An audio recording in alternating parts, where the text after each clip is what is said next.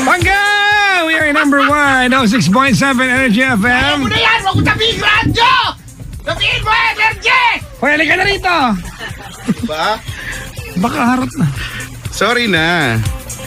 Nakasalampak nga ako doon. Ang sarap-sarap ng pagkakahiga ako doon. Habang... Uy, binibati ko nga pala si ano. Huwag Ito. mong batiin. Ito na, yung magjowa sa NLEX. Sila Baldo, ayan, Balagtas Plaza, NLEX sila, ayan. NLEX Kit mamayahe. at Lunal. At sa girlfriend ko, mahal na mahal, si Giselle. Wow. Sabi ni Lester Kit Mendoza, mahal na mahal jowa, Mga nagmamahalan. Hello po sa mga nagmamahalan ngayon ha. Galingan nyo sa pagmamahalan. Yung mga nilalang na alam na style ko, yung magmamakaawa. Mabasa mo, di ba? Meron pagpipili, sasabihin nila, please, pakiano naman, pakiano ta? Kahit na sin zone lang, please paki-sin zone ako. Pero siyempre, pag gano'n, magre-reply ka na talaga eh. Grabe na, Ano, nagmamakaawa na kahit isin zone. Maraming ganyan. Kahit isin zone lang. Pero pag sin zone mo na, sabihin, wala, kahit tuldok man lang, di ba? Sa lahat po ng mga nilalang na ano nagdagan sa akin, nag-PM po, nagre-reply po ako para lang po alam nyo. Sa abot na makakaya ko. Hindi lang po sa lahat pero nagre-reply po ako. Ayan. Penda Flex! Madali ka! Ilabas ang karwahe. Lalabas tayo. Pupunta tayo sa SM kasama Mahal na Konde.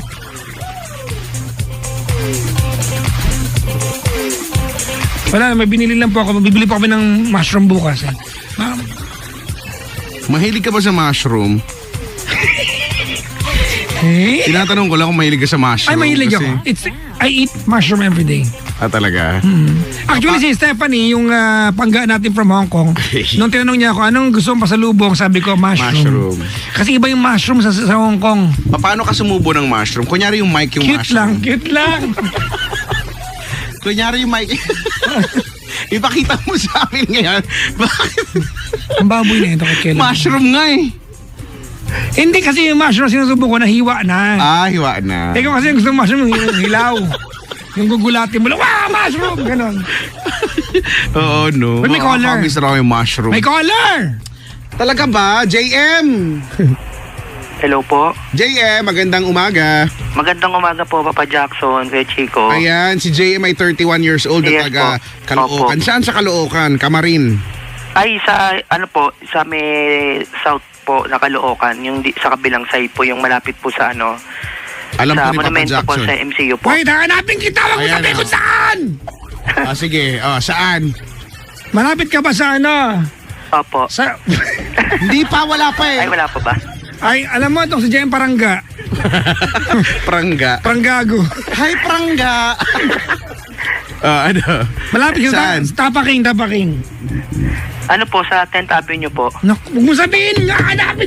Yes or no lang eh, no? Yes, no, hindi po dumalapit. Malapit po, ganun Malayo lang. po. Pwede. Malayo. Pwede Sige, po, ganun. Sige, sa kanto ng 10th Avenue na kung saan merong PNB at katapat niya ay Manila Bulletin. Tama? Ayun.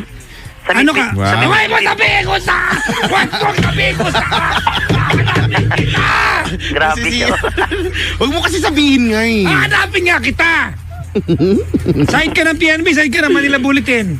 Side po ng PNB. Okay, didiretso ka sa kanto. Lalagpas ka ba ng Caloocan High School o hindi? Hindi po. Hindi. Doon ka sa may Red Dragon. Doon po. Saan yun? Sa may tindahan ng bisikleta. Opo, doon po. Yan yung sa labas sa kalsada may sidewalk, di ba? Di ba? Opo. Oh. Wala pala itong mga to. Sa kanan. Alam ko yan. Tawid ng tawid ng... Sa intersection may traffic light. Ay, nako. Alam ko yan eh. Malapit ka ba sa sa may Chinese restaurant na kulay green ng signage? Alin po? Yung Chinese restaurant dyan sa tawid ng Red Dragon. Malapit po doon. Malapit po doon. May kambingan. Ay. Opo, doon po. Yan yung may tindahan tapos may tindera, di ba? Hindi nakatulog. Mamalay ko ba kung may tindera doon? Yan. JM. Opo. Kumusta ka naman? Medyo hindi po okay eh. Ayan. Sige, salamat sa pagtawag. Talaga? Ano ba Opo. yan? Teka lang, ano bang pinagkakaabalahan mo sa buhay? Ay, nagwo-work na po. Bakit? Bakit? Hindi, tanong ko bakit. Nag-work bilang isang? Ano po, sales consultant po. Wow, Kotse? sales consultant. Hindi po. Ano? So, sales Jewelry po. consultant, so hindi ikaw yung mismong nagbebenta. Parang halimbawa, ako yung nagbebenta, ikaw yung kukonsultahin ko, ganun. Hindi. Para boss, mayroong bibili, ganun. Ay, iba-iba na. Iba-iba lang naman po yung term, pero parang yung sales Sales din agent. talaga. Ahente rin. Opo. Ahente. Ano binibenta mo? Ano po, jewelry po. Laman. Hindi, halimbawa, Tosino. barbecue, di ba? Pwede naman yan eh. Uy, bili na kayo ng barbecue ko, gano'n. Tosino. Uy, masarap yung tosino ha. Anong binibenta mo? Jewelry po. Ay, alahas. Ay, talaga. Magkano college ring? Naku. Ha? Range Ay, hindi po ba niya, pagbibilihin nasa yan? ano po, 50,000 po. College ring? Ano, Opo. 50,000? Opo, gold po yun eh. Pero may Hindi. silver din naman po, nasa 10K lang, ganun Gusto ko po. lang yung mga ano lang. Hindi, matagal na gusto magkaroon ng college Bakit ka ring. bibili ng college ring? Di ba, makukuha mo lang yan kapag gano'n? Hindi, kasi school namin kasi. Punta ako sa school namin. I want a college ring. I'm a proud PUP yan. I want to carry my, my... May option kasi nung graduate. Saan Kaya ka, Papa Jackson, sa store namin? Mahal eh, 50 mil eh. Hindi, may Wala option ako. yan. Nakabenta ako 2 food cart kahapon tsaka kanina tsaka nung isang araw. May commission ako, kulang pa rin. Ay, hindi, halos yun na. Yun yung commission ko. Huwag na, Sa oh. dalawa, no? Ante akong donation. Yung college ring kasi ang laki-laki, no? I want a college ring. Only because I'm a proud, di ba? Oo, siguro Yung naman iba po kasi kaya nagmamahal, nilalagyan pa po ng birthstone eh. birdstone. Birdstone! Ay, birdstone. Iba yung birdstone. Ano yung birdstone? Emerald, ganyan. Ay, yung mga ruby, Sapphire. ganun po. Oh, yung birdstone may amoy yun. Birdstone. Medyo maanta. Tsaka tinatanggal yan. Pag may birdstone ka, magpatingin ka. Yan, yan, magaling. Diba, birdstone. Sige. Talaga. Sige, Si sige. Jay. Sige, sige. Kalookan. Ito si Chris Samsung kasi, matulog sa bahay nila. Sino? Oo nga. Tapos, Pinipilit kasi. Ay, nako. JM. Grabe yung problema mo, no? Opo. Sige, salamat sa pag... Ano ba ang pagkikwentuhan natin ngayon, kuya? Ay, doon po kasi sa wife ko po kasi. Kasal na kayo matagal na? Since 2009 po. Pero Okay. may ano na po kami, 2 kids na po kami, isang ano po, magte 10 years old tsaka 5 po. okay. Opo, tapos po kasi, bali, yung kasing pinag-workan ko po kasi na jewelry store sa SM North po kasi, family business po kasi. Sa inyo rin? Yes, opo, sa sister ko po. Talaga? Opo. Oh, dapat pinascount ako, Brad. Ay, opo, walang problema po. I-workout po natin. Libre na lang. Ay, patay tayo dyan. Workout daw. I-workout mo rin naman eh. Joke lang. Negosyo yan. Tapos? Excuse mo. Tapos yun po, bali magkasama po kasi kami sa work po. Ngayon po, syempre kasi po ako po yung pinakakamag-anak, ako po yung kapatid. So parang ako po yung second in charge doon sa business. Second in po. command ka. Po, ganun po. Bali po syempre lahat po ng sasabihin ko, i-report ko kung ano yung mga nangyayari, ganyan po. Empleyado yung asawa mo, di ba? Opo. Okay. Nire-report mo. Opo, yung ganun Sa po. pati- Yung, Sa Pag likod meron- ko ngayon ay... Hindi ganon. ano? Hindi parang correspondent. Ay, Ano ka ba? Ay, sorry. opo. Hindi ibig sabihin, pag meron violation yung wife mo, kasama sa report. Opo, wala pong Yan. exemption, yung ganun po. Correct. Opo. Nagkakataon din kasi alam niyo naman po, 'di ba, common naman talaga sa natures ng sales, lalo na pag yung mga nasa mall. Hindi naman yan katulad ng mga fast food na talagang from time to time pinapasukan, ganyan. Usually pag weekdays, 'di ba, talagang madalang lang naman ang tao, 'di ba? So, syempre most of the time ganon. Ayun, dumadating din po kasi yung time na syempre nagkakakwentuhan, ganun po sa store kasi wala naman pong customer. Ilang Ay- branches ba? Ilang branches? Sa ngayon po, isa pa lang po, Okay. yung ongoing pa lang po yung sa Mega Mall po. Nilalakad pa po yung papers po. Sige. Opo. Tapos yun po, ang nangyari po kasi, ang lumalabas po kasi, yung, siyempre naging kaibigan na rin po namin yung staff, yung ibang staff po namin, ganun po. Ang nag-ano lang po kasi ako, every time po na magre-report ako or tatanungin ako ng sister ko regarding to sa kamusta yung ngayong araw na ito, ganun po. Ano ba ginagawa ng wife po, ganyan ang ginagawa ng ibang staff. Siyempre sabihin ko din po, kahit naman hindi ko rin po sabihin kasi nakamonitor naman din po sila sa CCTV po. So kahit di po ako magsalita, nakikita rin po nila.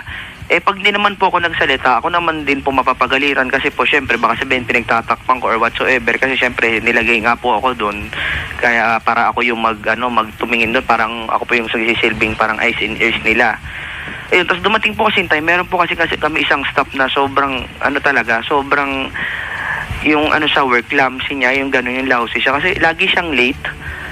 Sobrang late niya lagi. Tapos, dati kasi sa Bulacan siya umuwi, tapos lumipat siya ng Balintawak ayun. Na siya yung, akala ko expected ko maaga. So late pa rin siya, gano'n. So, kahit di ako nagsasalita sa sister ko, nakikita na CCTV. Tapos kanina po, yun, pinagsabihan din niya po yung yung wife ko na ba't daw hindi daw sinasabi sa kanya, yung laging nalilate na gano'n, ba't kailangan daw pang makita niya, gano'n. Tapos kinakatwiran po ng wife ko yun na daw po na nakikita niyo naman po sa CCTV para para... Ikaw ba yung nag-PM sa akin kanina asking if you can call regarding work?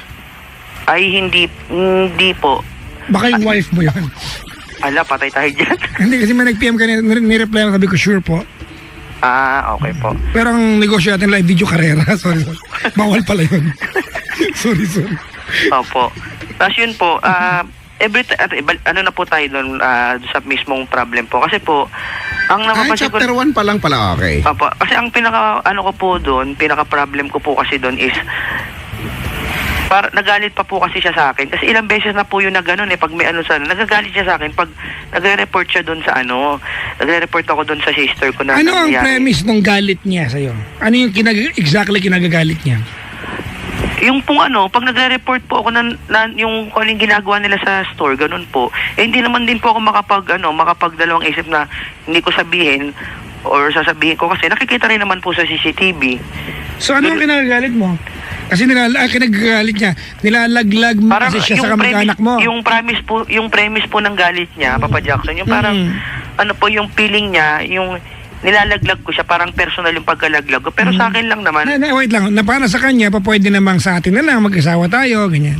Yung ganun po, opo. Kasi naman po, pag hindi naman po ako nag-report sa sister ko, tapos sabihin naman po ng sister ko na, nakikita ko, hintay mo pang ako pa yung na makakita kaysa sabihin mo. Kaya nga kita nilagay dyan para ikaw ang magsilbing, parang ganito alright, ganito Opo. As a boss, as someone second in command, di ba, mula sa owner, you're doing a good job.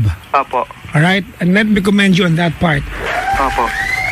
Congratulations! But, as a husband, di ba, you are not doing a good, not so good, you are doing a not so good job. Kasi siyempre, alam mo, sorry mga panggap, JM, Opo. it will be very difficult for us, kami ni Kuya Chico mo, na payuhan ka. Saan tayo lulugar? Di ba, saan tayo lulugar? But let me tell you, kasi business perspective ito. Opo. I am a businessman myself. I have businesses, alright? Opo. At isa sa mga panuntunan ko ay huwag magkaroon ng kamag-anak na may posisyon. Kasi pag in-impose ko sa iyo ito, alam mo kung ano mangyayari? Opo. Ang mangyayari ay isibaking ka ng kapatid mo. Tama? Opo. Now, but then again, pwede naman ito mag-apply sa huwag mo nang gawing empleyado yung asawa mo doon. Kasi hindi mo talaga mauutos sila, mapapagalitan. Bakit? Opo. Di ba? Kasi may mga kamag-anak who can work really very well. May mga magkakamag-anak na hindi talaga kaya. It's either pwede or hindi lang yan. No? There's no in between. Opo. Di ba? Ito hindi naman sa gusto kong pangbanggitin. I am a franchise consultant, di ba? Sa TFD. Alam niyo naman yan, di ba? Ang lagi ko sinasabi, pag meron kayong food cart ho, di ba? At pinagbantay niyo yung kamag-anak niyo, ang gawin niyo, wag niyong asahan, 'di ba, na hindi makakapag-commit ng mistakes 'yan. From get-go sabihin niyo, you will be treated as an employee at not as a relative.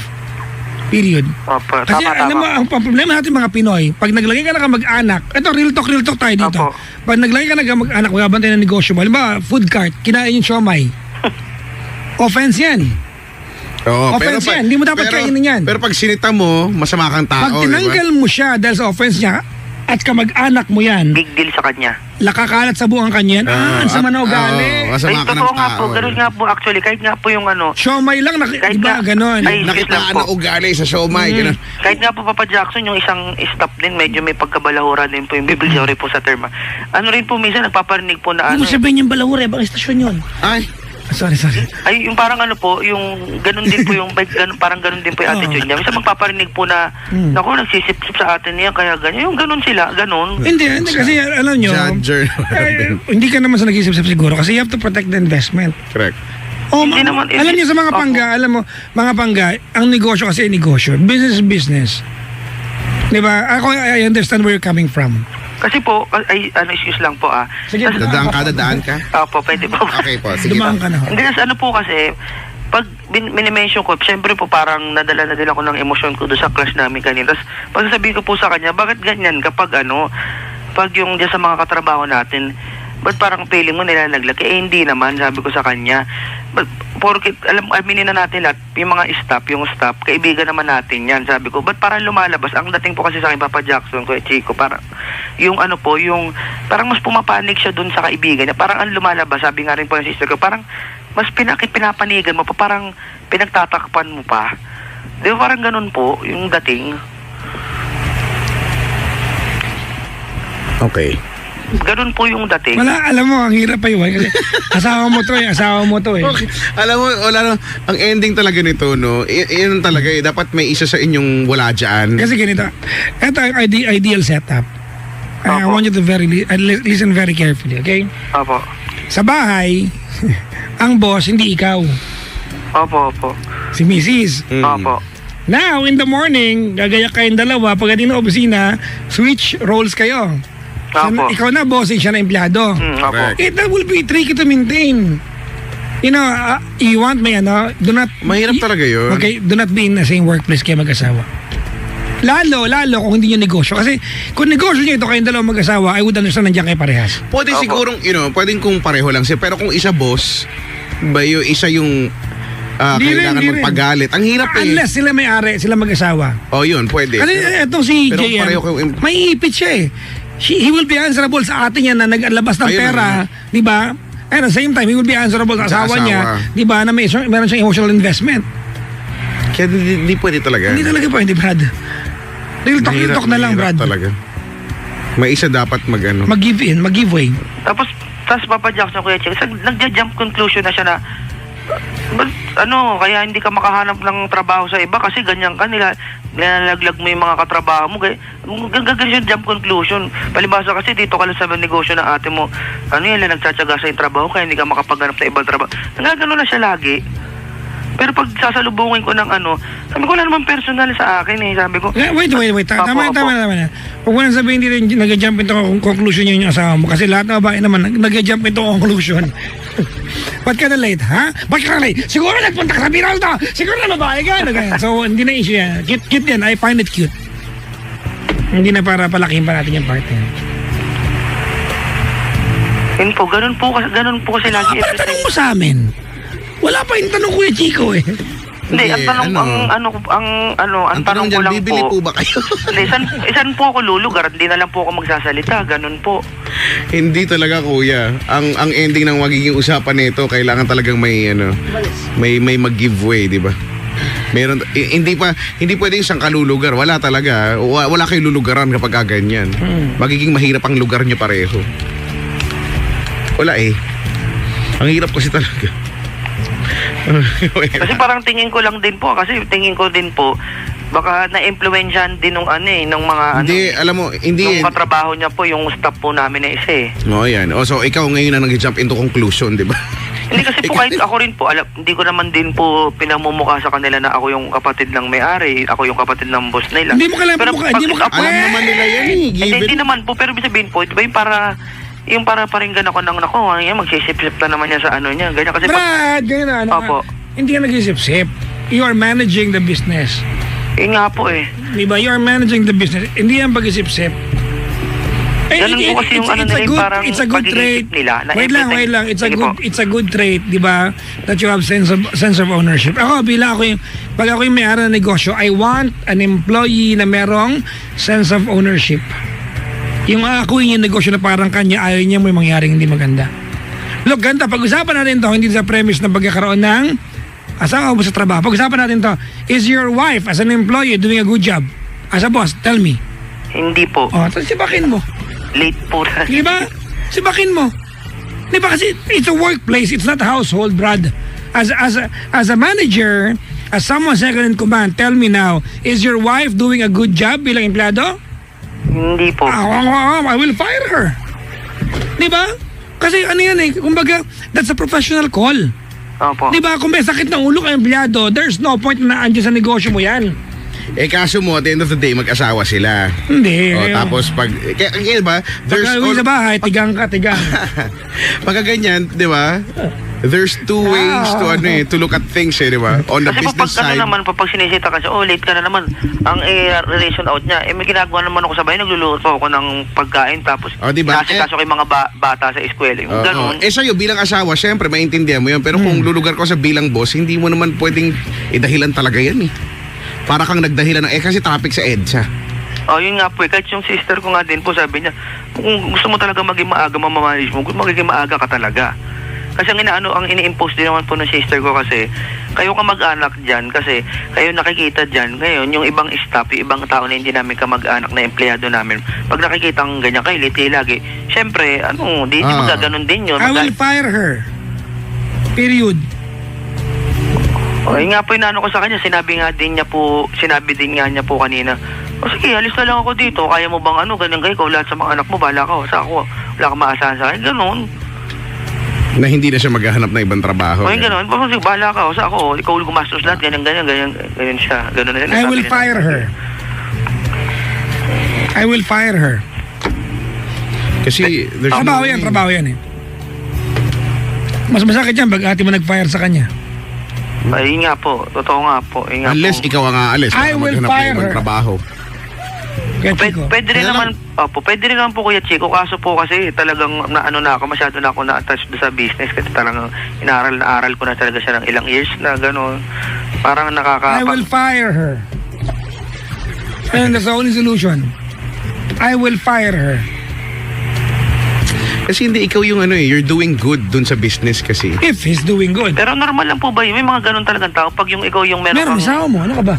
Hindi, parang yung sabi nyo nga po, may, kunyari, yung katulad ko, yung sabi nyo nga po, may sense of ownership sa business. Talaga may mga ganun pong tao, ang tingin sa inyo pag sinita kayo ganun or parang binigyan nyo ng warning. Parang titingin sa'yo, parang pinipersonal nyo, parang ganun. Hindi ko alam, wala. Pero ako bilang pag ako'y manager, ganun talaga. Lang ang Mga tao pakialam. po ba talaga? Tapos Diba, ano yan ang tawag dyan? Sabi nga ni Enteng Cabisote, di ba, sa isang pelikul niya, walang personalan, trabaho lang, Brad. Yung nga po problema eh. Kaya yung isang staff, ganun din po every time na may violation. Kasi syempre, alam nila, ako yung second in command, pag sinita sila, katulad nung last week, ba't lagi ka nalilate? Lumipat ka nga ng bahay. Biglang parang eyes on me na agad. Sabihin, syempre, hindi mo naman malalaman. Ano ba ang posisyon mo kasi, Brad? Declared ka ba na second in command o ina-assume mo yung posisyon? Hindi po, talagang declared po talaga. Okay pala, then you are not answerable to anybody except the owner, period. Pero po kasi medyo... I will fire your wife. Okay nga po, pero that is a corporate call that you have to make. Opo, pero yung isang, nga din po, Papa Jackson, yung isang staff nga din po, ang lagi naman nakasagot ako na rin nga po dati dahil lagi nga din po. Brad! Look. Opo. Hindi mo kailangan makipag-away sa staff mo. You are not supposed to explain to your... I'm not saying na I'm a slave driver. Hindi po ako slave driver, mga pangga. You can go ahead sa salon ko at magtanong. Mabait ako sa empleyado ko.